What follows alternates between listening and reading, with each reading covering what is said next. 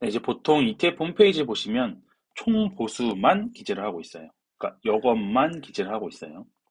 하지만 투자자가 실제로 부담하는 수수료나 보수는 총 보수 비용이거든요.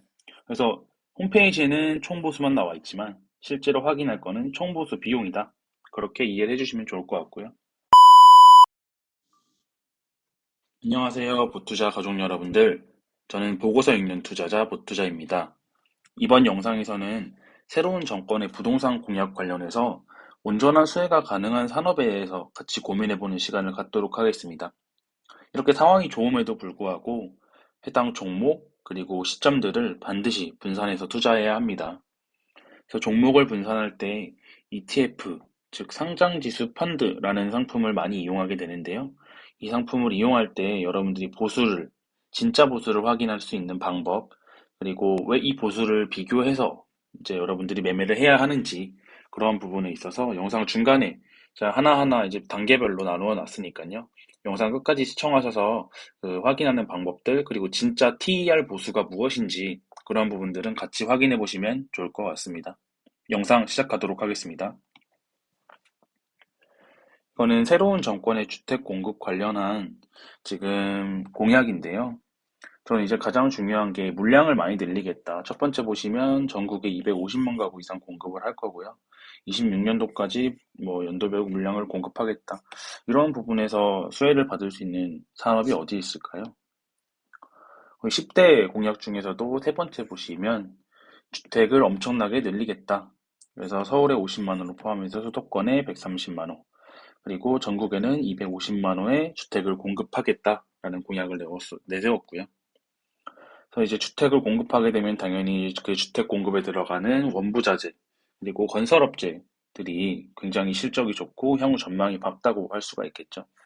그래서 제가 이번 영상에서 준비한 거는 건설 ETF 세 종을 가져와 봤습니다. 그래서 타이거 200, 그리고 코덱스 건설, KB스타 200 건설 이렇게 세 가지를 가져와 봤습니다. 그래서 미래에셋에서 운영하는 타이거 200 건설 같은 경우에 삼성 엔지니어링, 현대건설, GS건설, 포스코케미칼, DLNC 등 여러분들이 대부분 다 알고 있는 우량 건설 업체들로 전부 다 포트폴리오가 구성이 되어 있고요. 코덱스 같은 경우에도 다 비슷해요. 삼성 엔지니어링, 현대건설, GS건설, 포스코케미칼, DLNC, 대우건설 등 여기 이제 시멘트 관련된 주식도 있고요. 여기도 비슷하죠. 삼성 엔지니어링, 현대건설, GS건설, 포스코케미칼. 포트폴리오는 대부분 다 비슷합니다. 이거는 KB 자산운용에서 운용하고 있는 ETF고요. 삼성 엔지니어링 같은 경우는 B2C 기업이 아니라 B2B, 즉 기업 간 거래를 하는 기업이에요.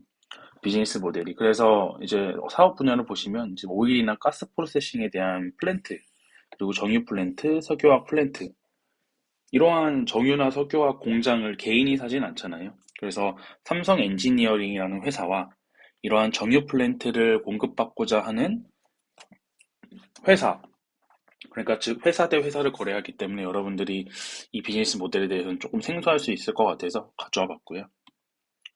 포스코 케미칼 같은 경우에는 최근에 이제 2차 전지 소재 관련해서 굉장히 시장에서 뜨거운 관심을 받다 보니 이 주식이 왜 건설 ETF에 포함이 되어 있을까? 이렇게 생각을 하실 수도 있을 것 같아서 이제 비즈니스 모델이 총 3개가 있어요. 2차 전지 소재랑 첨단 화학 소재, 그리고 산업 기초 소재인데 산업 기초 소재 쪽에서 이제 그 건설을 하는데 아파트 건설을 하는데 들어가는 소재라든지 뭐 석화 이런 것들을 포스코 케미컬에서 납품을 하고 있기 때문에 포스코 케미칼도 건설 ETF에 어느 정도 의미 있는 비중을 차지하고 있다. 이렇게 보시면 좋을 것 같습니다. 건설 ETF 3종을 비교를 해봤는데요. 사실 시총 같은 경우에는 타이거 1000억 정도 되고요. 그다음 삼성에서 운영하는 코덱스 건설이 800억, KB 자산운용에서 운용하는 KB스타 200 건설은 가장 적죠. 한 40억 원 정도 되고요. 이 총보수 비용을 잘 보셔야 되는데 지금 여기는 0.44, 0.47, 0.13 이렇게 나와 있고요. 이제 저보고 이 중에서 어떤 거를 투자할래? 라고 저의 개인적인 의견을 물어본다면 일단 ETF를 매매할 때 가장 중요한 게 시가총액이 큰 거를 매매하는 게 좋습니다. 그리고 거래가 활발하게 일어나는 것들, 그리고 보수가 낮은 것, 저는 이렇게 세 가지 정도로 생각을 하는데요. 사실 시가총액 큰 순으로 제가 나래비를 세웠지만 타이거하고 코덱스 둘 중에 하나 고민을 할 것 같고요. 거래대금, 얼마나 활발하게 거래가 되느냐 이 부분에 있어서는 큰 차이가 없죠. 보수 같은 경우에는 타이거가 조금 더 저렴하기 때문에 저 같으면 미래에셋에서 운영하는 타이거 200 건설을 매매를 할 것 같아요. 사실 그 앞전에서 이 ETF가 어떠한 종목들을 구성을 하고 있는지 그 포트폴리오를 확인하는 게 가장 중요하긴 하겠죠. 자신의 투자 성향과 그 ETF가 담고 있는 포트폴리오가 잘 맞는지 그런 부분도 사전에 점검을 하시면 좋을 것 같습니다. 자, 오늘 영상에서는 이 총보수 비용에 대해서 어떻게 좀 찾아야 되고, 이러한 부분들에 있어서 개인 투자자들이 조금 착각하고 있는 부분에 대해서 말씀을 드리려고 해요. 같이 보시면, 일단 총보수 비용이라는 거는 총보수의 기타 비용을 합한 것을 의미를 하고 있습니다. 네, 이제 보통 ETF 홈페이지 보시면 총보수만 기재를 하고 있어요. 그러니까 이것만 기재를 하고 있어요. 하지만 투자자가 실제로 부담하는 수수료나 보수는 총보수 비용이거든요. 그래서 홈페이지에는 총보수만 나와 있지만 실제로 확인할 거는 총보수 비용이다. 그렇게 이해를 해주시면 좋을 것 같고요. 총보수 비용 같은 경우에는 이러한 것들의 비용을 합한 총보수다. 그렇게 보시면 되고 TER의 약자는 Total Expense Ratio라고 보시면 좋을 것 같습니다. 타이거 200 건설을 이제 예로 가져와 봤는데요. 이거는 타이거 ETF 홈페이지입니다. 그래서 이 상품을 들어가 봤는데 아래 보시면 총보수가 0.4%로 나와 있죠. 근데 이제 제가 앞에 정리를 한 거는 타이거가 0.44로 정리를 했어요. 0.4가 아니라. 이거를 뒤쪽에서 좀 보시면 지금 여기 총보수 0.4%로 나와 있죠. 근데 이거를 펀드별 보수 비용 비교하는 금융투자협회 서비스가 있어요.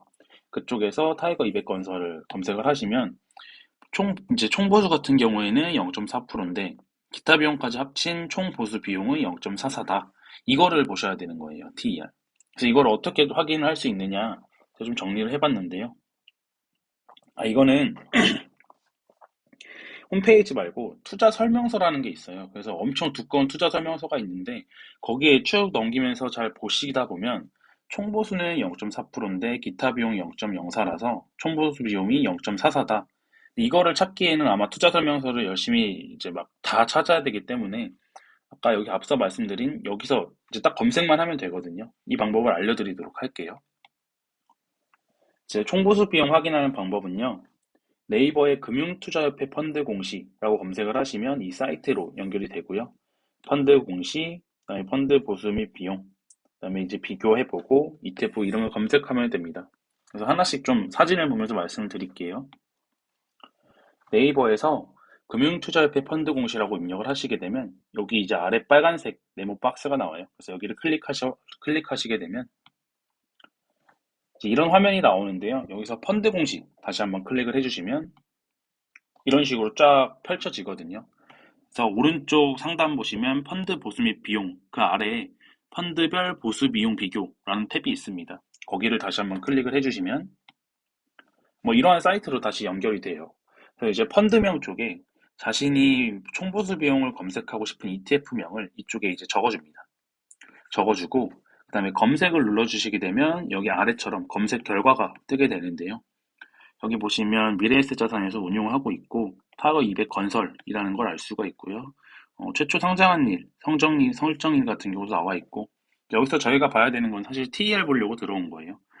보수 같은 경우가 0.4인데 기타 비용이 0.04라서 TER 총보수 비용이 0.44구나.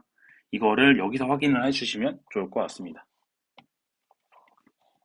건설 ETF 3종 이제 차트를 가져와 봤는데요. 이제 포트폴리오가 대부분 비슷하다 보니 차트도 거의 복사 붙여넣기 한 것처럼 거의 비슷한 것을 알 수가 있습니다.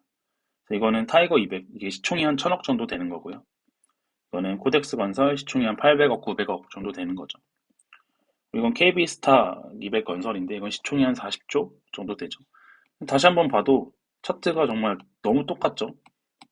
포트폴리오를 거의 같이 가고 있기 때문에 차트는 거의 비슷하다고 보시면 되겠습니다. 영상 마지막에서 오늘의 명언 같이 좀 살펴보고 마무리하도록 하겠습니다. 가치 투자의 대가인 피터 린치가 했던 이야기고요. 잃더라도 가까운 장래의 일상생활에 영향을 받지 않을 만큼만 주식에 투자하라. 그러니까 신용이나 빚내서 투자하지 말라는 이야기죠.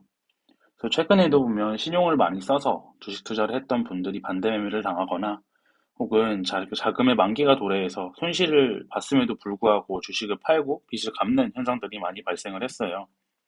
그래서 적은 금액이더라도 내가 빚을 내거나 신용을 써서 투자하기보다는 여유자금으로 적립식 매수하면서 투자하기를 좀 권유를 드리고 있습니다. 그래서 제가 준비한 영상은 여기까지이고요. 이 영상을 만드는 데 사용됐던 PDF 자료를 고정 댓글에 제가 남겨놓을게요. 그래서 영상 확인을 하시고 자료도 같이 좀 보고 싶으시다면 고정 댓글 확인하셔서 진행하시면 좋을 것 같습니다. 그리고 저는 다음 영상에서 더 유익하고 건강한 투자 아이디어 가지고 찾아뵙도록 하겠습니다. 그럼 영상 끝까지 시청해주셔서 고맙습니다.